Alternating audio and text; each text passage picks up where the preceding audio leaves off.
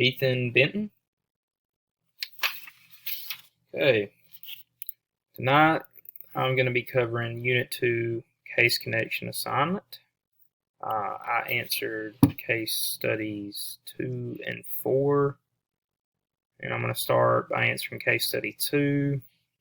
Case study 2, a 16-year-old female is recently diagnosed with a deficiency of muscle glycogen phosphorylase, and she asks 4 questions about her disease, and I'm going to answer them in numerical order. So we'll go ahead and move on to question 1. Okay, when you eat, glucose is the primary fuel used by the body to produce energy in the form of ATP. In the muscles and other parts of the body, some glucose is stored for later use in the fasting state as glycogen in the cell. Glycogen phosphorylase catalyzes the phosphorylated cleavage of the 1,4 linkages of glycogen, and it's going to release glucose 1-phosphate. Glucose 1-phosphate can then be isomerized to glucose 6-phosphate, which can then be used as a substrate in glycolysis, which is the breakdown of glucose in order to yield energy in the form of ATP. And this is how our body functions to provide energy to cells of tissues in stressful situations such as intense exercising and prolonged fasting. All right, on to question 2. You will sadly not be able to take very long walks because your muscles lack the key enzyme, glycogen phosphorylase, that ultimately converts the glycogen in your cells into a form of glucose 1-phosphate, that can ultimately be broken down for energy via glycolysis upon isomerization to glucose 6-phosphate. We'll talk about question 1. You will get tired a lot quicker than your friends and may have to take multiple breaks if you go on a walk with them. And the disease you have is commonly referred to as McArdle disease or McArdle syndrome, and it is a genetic disorder that mainly affects skeletal muscles, and symptoms such as weakness, fatigue, and muscle cramping are very common. On to question 3, you will not have to get up at night to eat to maintain your blood glucose levels, and that is because muscles lack the enzyme glucose 6-phosphatase that is needed to release free glucose into the bloodstream. The liver here does contain the enzyme glucose 6-phosphatase and is therefore primarily responsible for maintaining glucose levels by releasing free glucose into the bloodstream from glycogen stores for the first 12 to 18 hours of fasting. However, the muscle uses glycogen as an energy source here, produces ATP. Okay. All right. Question 4. You do not need to worry about producing excessive lactate during intense anaerobic exercise. This is because McArdle disease yields very low blood lactate after exercise, and in glycogenolysis in the muscle, glycogen phosphorylase here is going to catalyze the release of glucose 1-phosphate from glycogen, which can then ultimately be broken down for energy via glycolysis and produce your lactate there.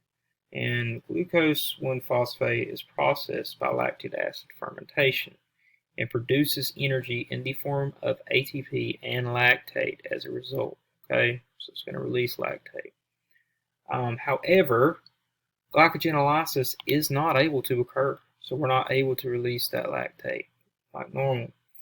And this is because of the glycogen phosphorylase deficiency here, and therefore glucose 1-phosphate is not going to be released from glycogen, and therefore cannot undergo lactic acid fermentation here during intense anaerobic exercise, and this is going to obviously lead to a lowering of blood lactate levels, right? All right, so hopefully that makes sense.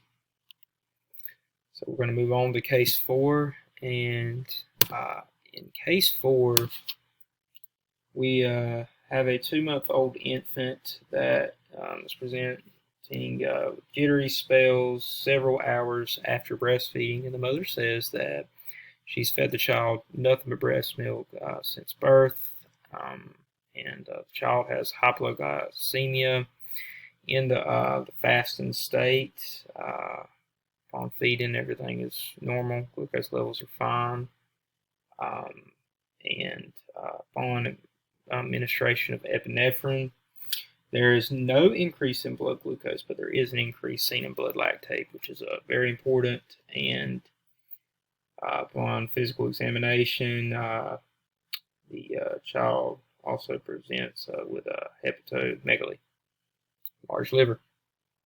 All right, so I'm going to go ahead and cut to the chase here.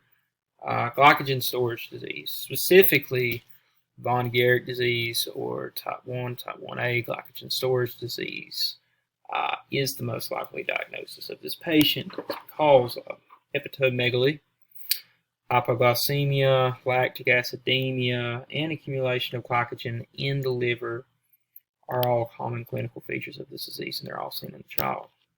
The buildup of glycogen is going to cause the hepatomegaly, and the glucose 6-phosphate deficiency, which is the what causes this glycogen storage disease, is going to prevent the glycogen storage from being utilized in the fasting state, which is going to cause the hypoglycemia. Okay, the jittery spells are actually caused by the hypoglycemia developed in the fasting state, and it's a very common symptom. Epinephrine is known to activate, let's go back, wrong one. Epinephrine is known to activate liver glycogenolysis in here, and upon administration, there's obviously no increase in blood glucose because glycogen is not able to be released from the cell as free glucose. So that's an issue. An increase in blood lactate is caused by the buildup of glucose 6-phosphate due to the deficiency of glucose 6-phosphatase. Glucose 6-phosphatase dephosphorylates glucose 6-phosphate, and that is going to release the glucose into the bloodstream. It's free glucose. And epinephrine challenge testing of type 1 glycogen storage disease has been shown to cause little to no increase in blood glucose concentration, but increases blood lactate concentration as a reference. Alright, so now let's go ahead and rule out our other choices here. Galactosemia refers to the inability to metabolize galactose. Lactose and glucose, they make up lactose, which is found in breast milk. Common symptoms are poor feeding, vomiting, yellow skin and eyes, jaundice. Okay, because none of these symptoms are seen in the child and blood glucose increases after feeding. This is going to mean that the lactose is successfully broken down. Issues are going to be in the fasting state, not the fed, so it's not galactosemia. And galactosemia is seen here. Block. That takes us on to hereditary fructose intolerance, and it occurs when the enzyme aldolase B is and it cleaves fructose 1-phosphate, and its aldolase B is absent. And some clinical features of this disease are hypoglycemia, which is seen in the child, and vomiting after consumption of fructose or sucrose. And sucrose yields fructose upon digestion. And it's important to note that breast milk does contain fructose, glucose, and lactose. And while the infant does have hypoglycemia, no vomiting is seen after the consumption of breast milk.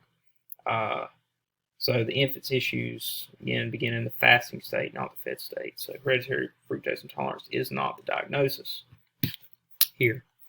All right, that takes us on to the last one to rule out, and that is going to be our glucose 6-phosphate dehydrogenase here.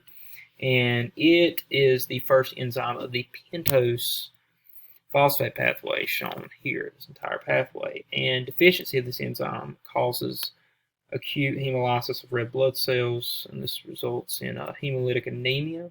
And hemolytic anemia is essentially when the red blood cells are destroyed faster than they can be regenerated, and symptoms are shortness of breath due to the lack of oxygen being provided to the tissues, because red blood cells carry oxygen to the tissues. It's Unit 1 stuff.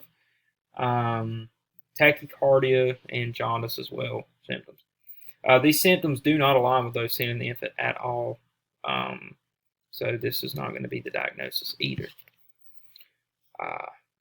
Thank you so much, and have a great day or night whenever you watch this video. Thank you.